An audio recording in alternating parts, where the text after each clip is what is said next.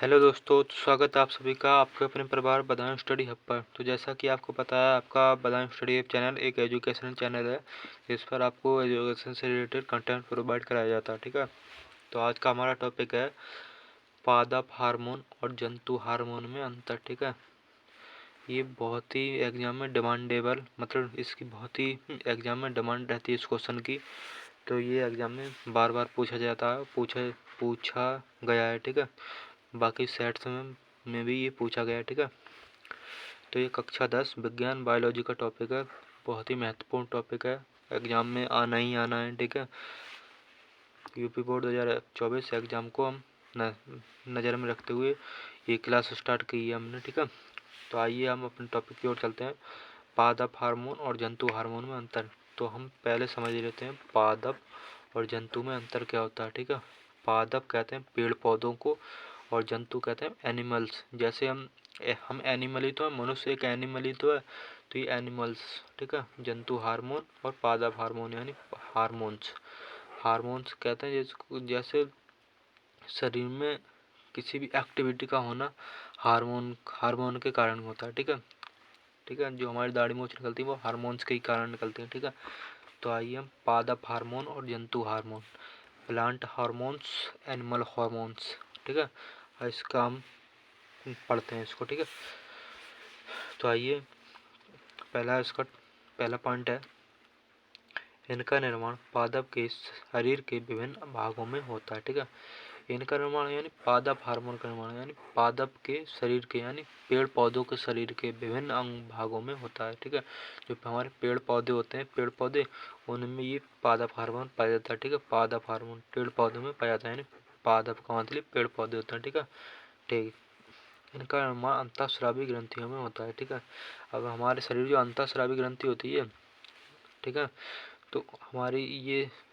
Hormones का मतलब निर्माण अंतःस्रावी ग्रंथि में होता है। ठीक है, हमारे शरीर के अंदर जो अंतःस्रावी ग्रंथि होती है, ठीक है, उसमें हमारे हार्मोन्स का निर्माण होता है। ठीक है, ठीक है, तो ये जंतु हार्मोन्स का पॉइंट हो गया, ये पादप हार्मोन्स का पॉइंट हो गया। ठीक है, एक पॉइंट क्लियर। अब दूसरा पॉइंट, ठीक है, ये मिलजुल कर कार्य करते हैं। ठीक है, ये मिलजुल कर कार्य करते हैं। ठीक है, जैसे ये पादप हार्मोन है, पादप है, कि भाई मिलजुल कर ही तो कार्य करेंगे।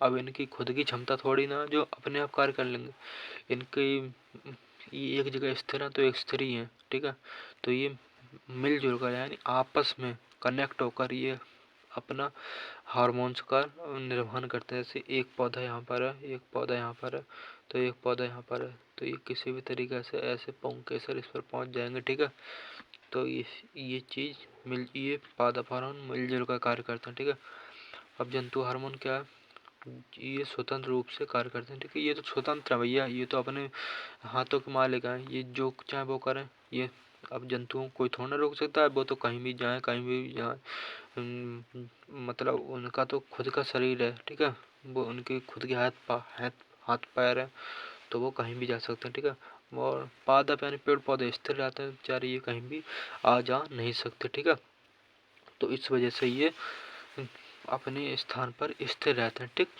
अपने स्थान पर क्या रहते हैं, ये स्थिर रहते हैं। ठीक है, आइए अगला पॉइंट, इनका परिवहन फ्लोएम की सहायता से होता है और जंतु हार्मोन का परिवहन रुधिर की सहायता से होता है, रुधिर द्वारा। तो ठीक है, जैसे अब हमारे अंदर जो रुधिर होता है, ब्लड, हमारे हार्मोन्स का परिवहन, मतलब परिवहन का मतलब आदान प्रदान, यानी हार्मोन्स अंतःस्रावी ग्रंथि में बनते हैं और फिर शरीर के विभिन्न अंगों तक जाते हैं। ठीक है, जैसा हमने धमनी शिरा में पढ़ा था वैसा ही यहाँ पर भी है। ठीक है, तो इनका परिवहन रुधिर द्वारा होता है।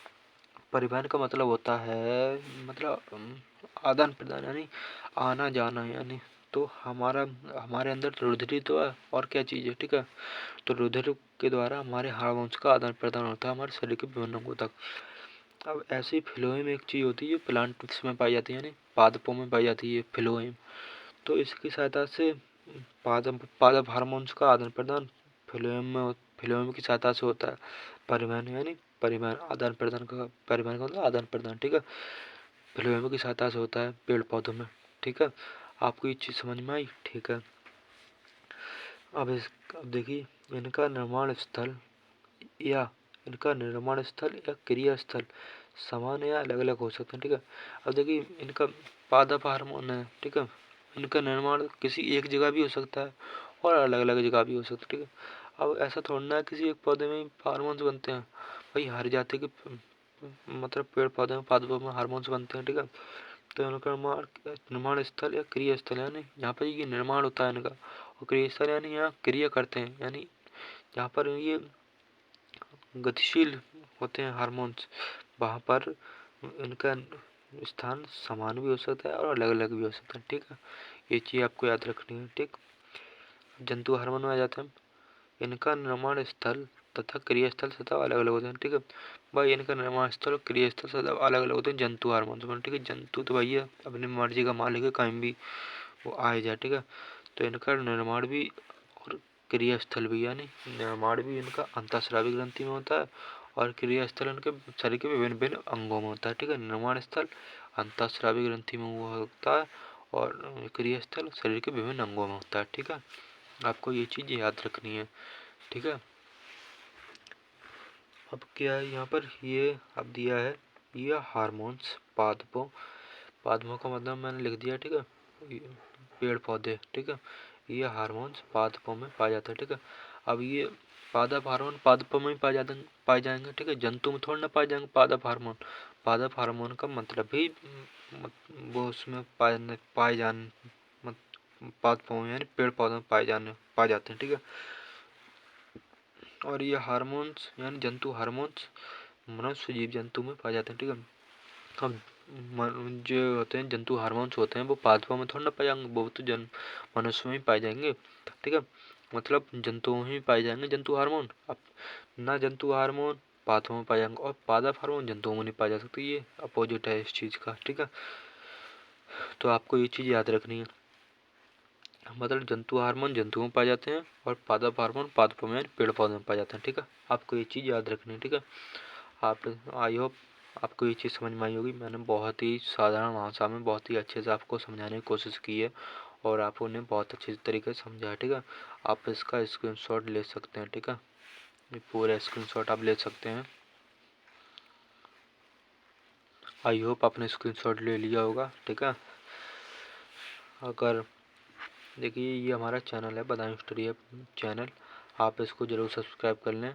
चैनल पर नए हो तो ज़रूर सब्सक्राइब करें। ठीक है, और अपने दोस्तों के साथ शेयर करें जिससे कि सब मतलब सभी का उसमें फ़ायदा हो। ठीक है, एग्ज़ाम नज़दीक है तो सबसे महत्वपूर्ण टॉपिक यही होता है, ये है बायोलॉजी के अंदर कक्षा 10 की, मतलब ये 10th 12th सब में पूछा जाता है। ठीक है, 10th का भी इम्पोर्टेंट है और यहाँ पर मैं 12th भी लिख देता हूँ, 12th के लिए भी इम्पोर्टेंट है। ठीक है, 10th 12th दोनों के लिए इम्पोर्टेंट है। ठीक है, ये चीज़ अगर वीडियो पसंद आई तो वीडियो को लाइक करें, चैनल पर नए चैनल सब्सक्राइब करें और अपने दोस्तों के साथ शेयर करें।